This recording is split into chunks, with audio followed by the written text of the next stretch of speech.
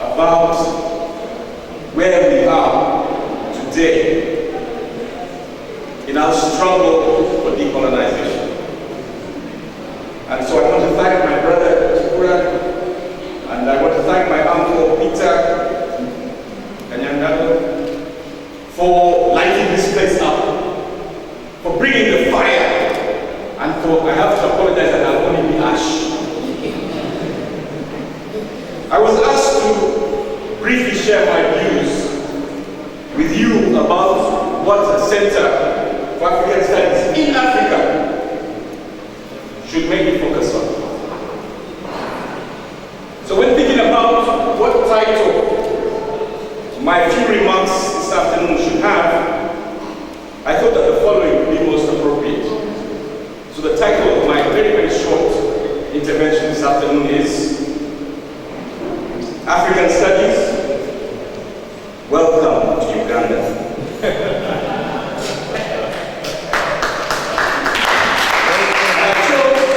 I chose that title because, in my view, it's a shame that more than 5 decades after independence, this is the first African Studies Center in Uganda.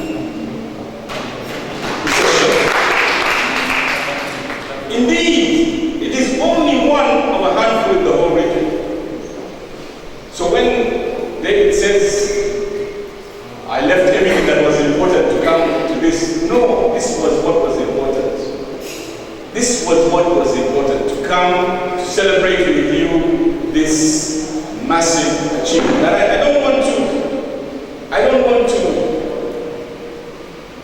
don't think that I can emphasize how significant this is, that this is the first African Studies Center in Uganda. It's a monumental achievement, and Uganda Martins University must really congratulate themselves for having achieved it.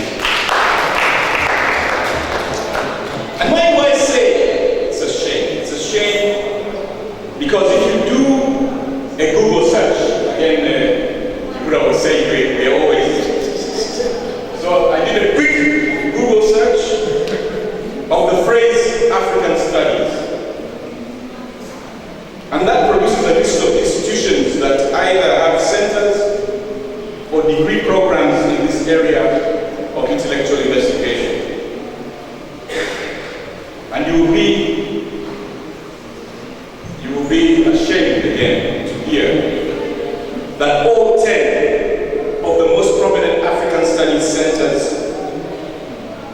are outside of Africa. And they're outside of Africa in countries as diverse as the Netherlands, in Australia, in Canada, in Serbia, even in China. And I don't think I should say even in China, and I think David hinted at this. Because actually in China is where you have the fastest growing African Studies centers in the world today. So ask yourself, as China devotes all this effort to study Africa, what are Africans doing as these Chinese come, supposedly to help Africa? I think many of you know that it's not out of intellectual curiosity that the Chinese are doing this. It is out of the neo-colonial investment imperatives that are driving the Chinese, who are nearly 2 billion people, to find profits elsewhere. So the Chinese are the new colonizers. I'm not saying forget about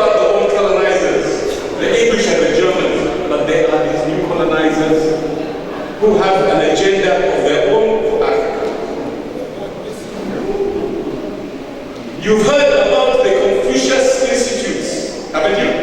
Is there a Confucius Institute at Umu? Not yet, but they are coming. What is the Confucius Institute? It's the institute to teach Chinese culture. And I can tell you, in 50 years' time, we'll all be speaking Mandarin. Chinese. Why? Because we have allowed again the repenetration of Africa. So really, I think we should not underestimate what is happening here today, and we should really celebrate the achievement by the Ugandan Matters University. Indeed, if you look around the continent, only a handful of universities, mainly in Ghana, in Nigeria, and South Africa, have dedicated departments devoted to the study of Africa. At the same time, I don't think we should dwell on the shame of coming late. After all, in Africa, time, yeah? So when David was interrupting this conversation, in Africa we have a different conception of time.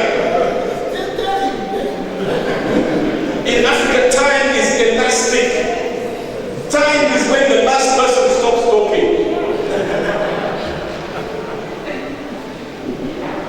Right? So we shouldn't feel ashamed of coming late to this field. But we should capitalize to strive to improve our welfare and the welfare of our citizens through achieving a better understanding of Ugandan society. In this respect, Ugandan Matters University is adapting the old African proverb, until the lion learns to speak, the tales of hunting will always favor the hunter. We have been hunted for the last millennia. Africans have been hunted. Let us today become the hunters. Let us hunt for the knowledge that will transform us out of the bondage that we are experiencing. So this center is compelling us to tell our own stories. And what stories should we tell? Before answering that question, I think it's important to point out that when we welcome African studies to Uganda, it's a paradox that not only is it the first center in Uganda, but African studies is an anomaly and an imperative at African University. It's anomalous because one would ask, what is it that we teach in our universities which is not African or not about Africa? The fact is, many things. Too many things to list here, but I think all of you are aware of them. How come we study French literature and language, but we have no room for the study of Akaramajong, folklore, and parables? Why is it that we know more about the Rhineland than we know about the Rift Valley? And how come, and I'm sorry, I apologize, but how come we have so many universities devoted to the teaching of the Abrahamic religions and absolutely none studying our own indigenous faiths? None. There is no University of African Traditional Religion in Uganda. But we have a Catholic University, we have an Anglican University, we have a Supra-Anglican University, we have a Charismatic Catholic University, we have an Islamic University, we have a Tabligh University, but none to study African indigenous religion. We also know that Uganda has 65, at the last count, 65 indigenous communities, each with a distinct culture and history that is just waiting to be researched and archived. If one can write the history of a single individual like Lord Frederick Lugard, there's so many books about Lugard. How can can we fail to find issues to research and write about the many Ugandan heroes and heroines of our history? How can we fail to write about a family, about a clan, or about a whole ethnic community like the Decolonial? How many scholarly works are there? So we have all this rich material that is just waiting. So in answer to the question, what stories should we tell? My answer is, we need to tell all of the stories. We need to unearth the hidden histories of our many different societies. We need to retranslate our hidden folklore to make it available to a younger audience. We need to revisit our law and our politics, which considers the start of history as if it was with the beginning of the coming of the white man. Somebody said, we need to go back to Egyptology. I disagree. We need to go back to Ugandology. Ugandology must be the starting point of this revival of African studies. Because Uganda fed Egypt. So that's where we begin.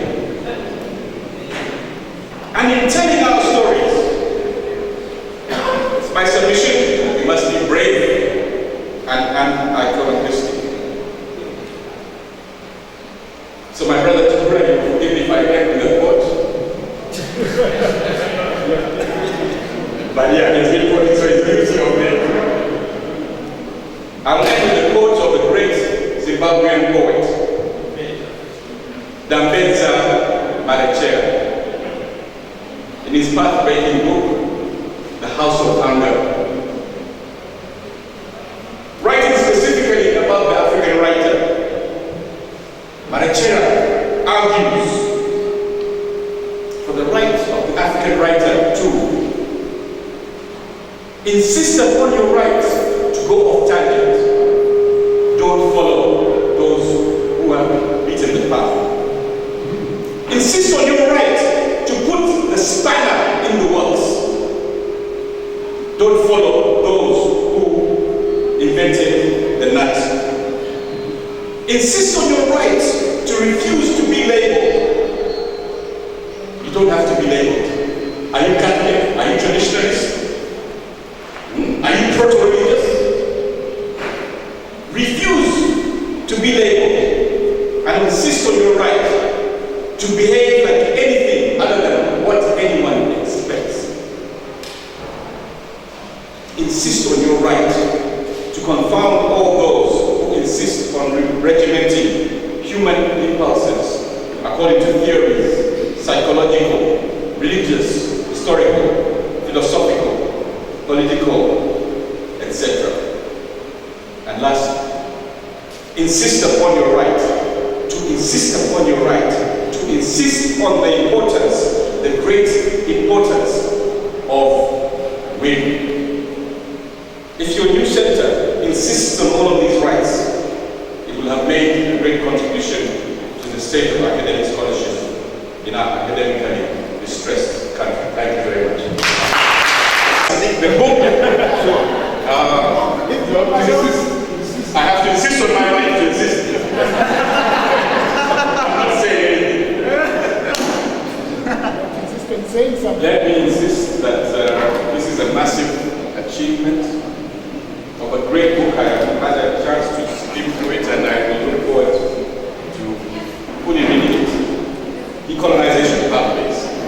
And as they say, may you produce more. A luta continua.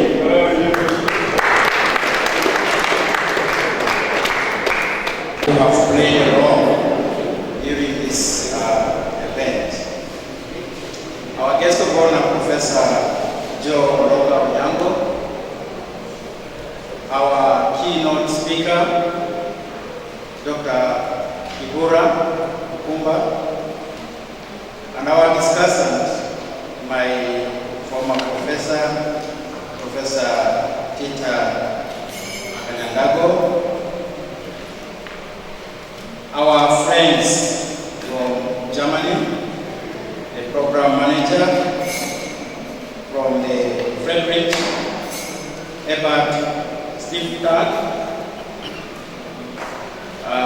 our chair of the Center for African Studies, Dr. Jimmy Sentongo, ladies and gentlemen, I would like to begin by congratulating all of you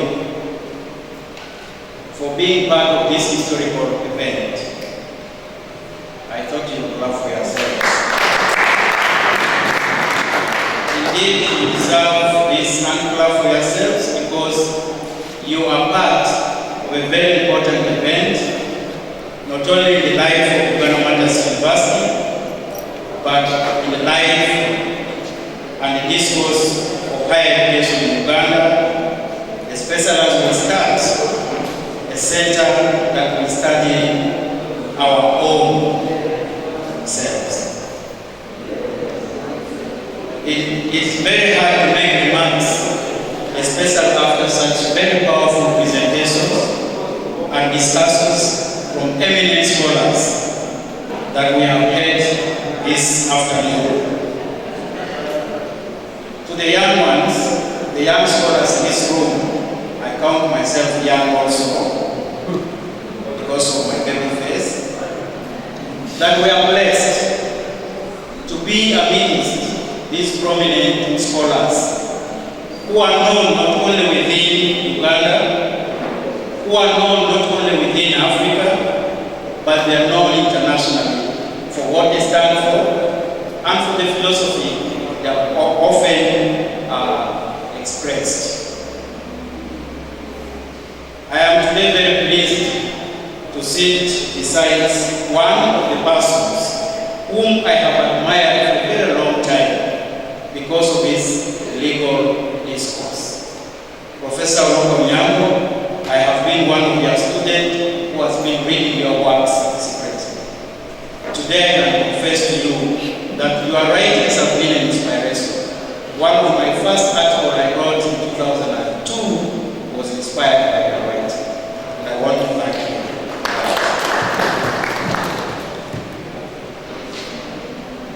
Today we are discussing something, and we have all agreed that African studies are not only relevant, but very important for our time.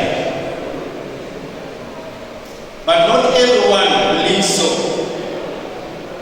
Not everyone believes that studies in humanities are relevant and important.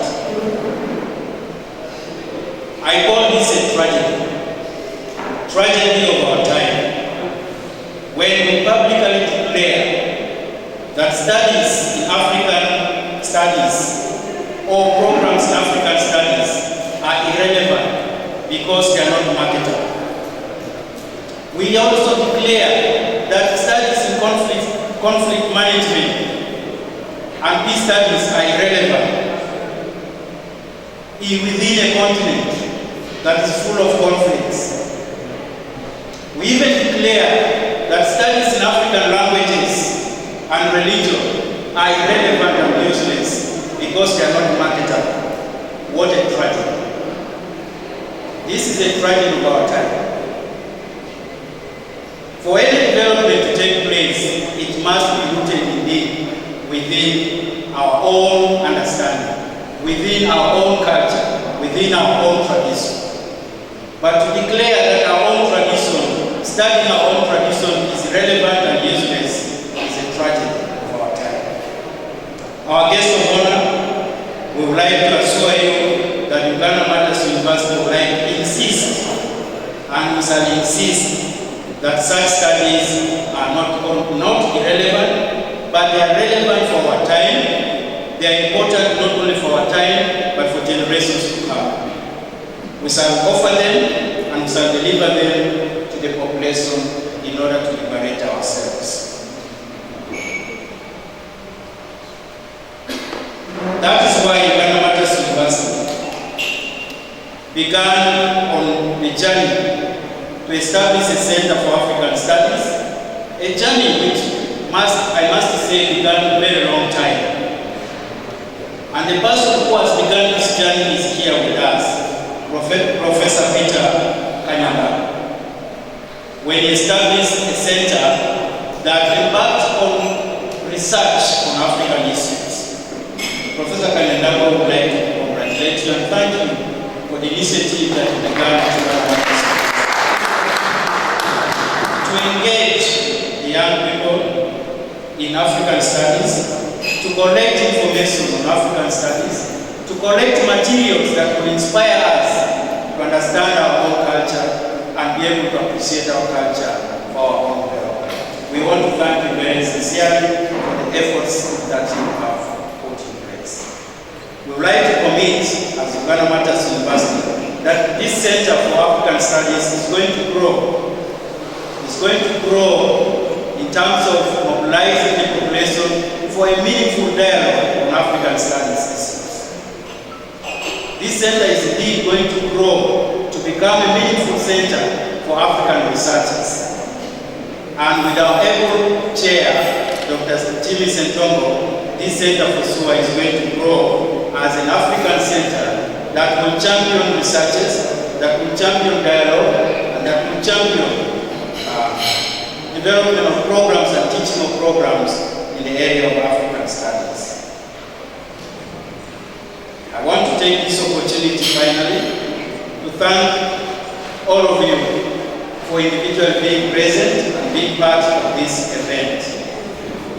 I would like to express our sincere thanks to our guest of honor, Professor Joe Roka, for the time that you have given and for the commitment to African studies that you have expressed to us.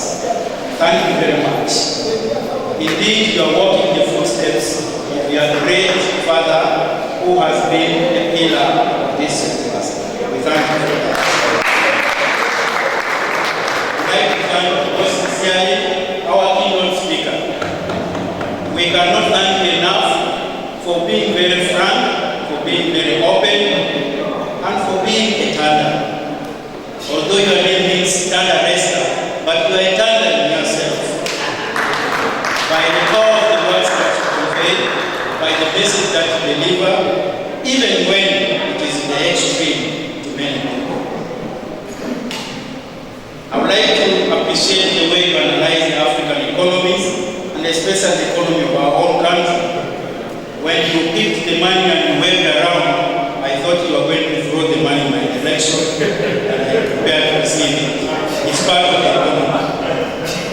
But thank you very much for analyzing globalization and its major forces from the economic point of view, from the political point of view, from the intellectual point of view, and from the spiritual point of view. These indeed are forces that we must grapple with if we have to decolonize ourselves and if we have to liberate ourselves. I would like to thank Professor Peter Kanyandago for your discussion.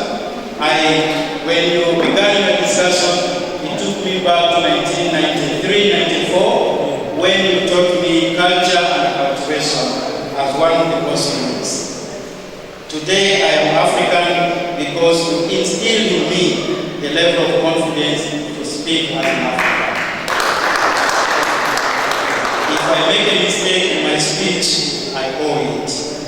I don't blame you for that. Thank you very much for inspiring not only me, but also our lady who took the book and many others through your teaching and through your We would like to thank our German friends for supporting this event.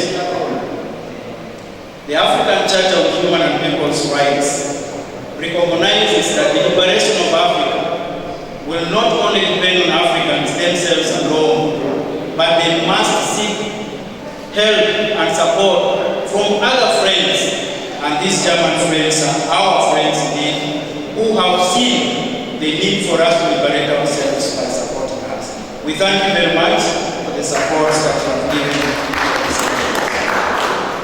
I would like to take this opportunity on behalf of the management of Uganda Matters University to thank everyone, and particularly to thank Jimmy Spire and your team for organizing this colorful event, for organizing this very powerful dialogue, first of its kind, and also for spearheading the writing, the editing, and now today the launch of this very powerful book. This is a testimony of your great work,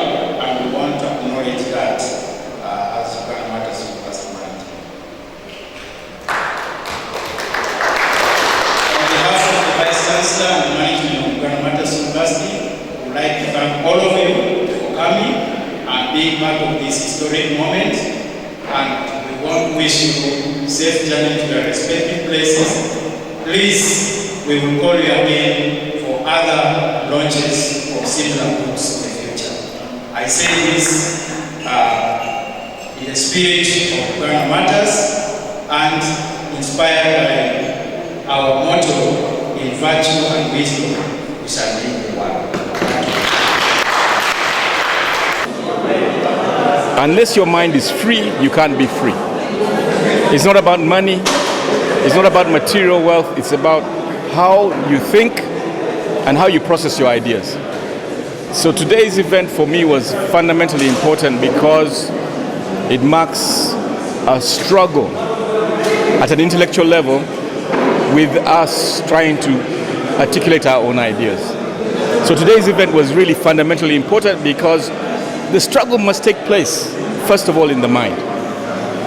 Frantz Fanon said, we have black skins, but white masks.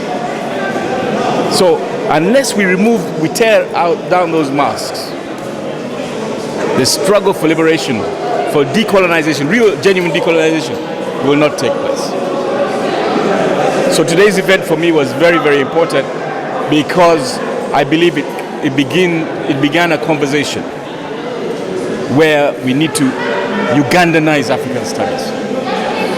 So that was why I put this in. Well, I wouldn't give any specific answer, like there isn't any specific one place where I draw that inspiration from, but I have been really interested in African studies right from high school, from the time we studied about the Marcus Garvey's, the Du Bois, most of those people that pioneered most of these issues on Pan-Africanism, then later on Nkrumah, Nyerere. So I've always had that interest, but later when I met Professor Kanyandago, he impassioned me to even think about it much more. So we had that idea with friends, starting a Center for African Studies. Professor Kanyandaga had already started a center, which by the time I came in at Uganda Matters University, it was being phased out. Someone came in office who wasn't really interested in that, so it died.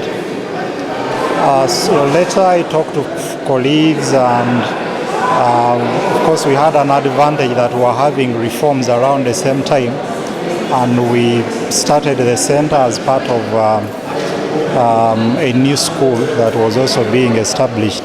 So that is briefly the history, but there have been influences from all kinds of directions, from the reading, from colleagues, from listening to people like Kihura Nkuba. I had first heard of Dr. Kihura Nkuba from a friend when I was still living in Kenya. He used to talk, Kihura Nkuba, there is this guy on radio in our area who is always talking about these things you're passionate about, but I didn't really know him. Then sometime about 3 years ago, I was just searching on my TV, then I landed on this TV Africa. Who is speaking? It's Kihura Nkuba. And I really liked the passion that he had, the way he was talking about these issues, the knowledge he had, that everything seemed to be on his fingertips. So I followed him up, I Googled him, I got a number of details, and then went to YouTube and got a number of videos of his. So I really felt that if such a person as an individual can have such an initiative, well, he must be having people that are supporting him. But he also realized that he's trying this and that, director of this. That kind of passion is partly what pushed me to think that if I also put in my own effort within my own confines, within my place of work, I can also do something that can move this to some direction. So with those ideas, and then eventually in our discussion saying that let's start with a book, at least a book that would trigger the discussion. That's how we ended up with that. Yeah. It has been a pleasure talking to you.